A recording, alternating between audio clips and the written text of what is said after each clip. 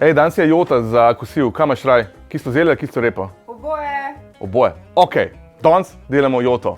Nekaj najboljšega na žlico, kar si lahko privoščimo. In dali bomo kar kislo zelje in kislo repo, da bo malo bolj pestro. Vse skupaj pa začinimo še s kranjskimi klobasami.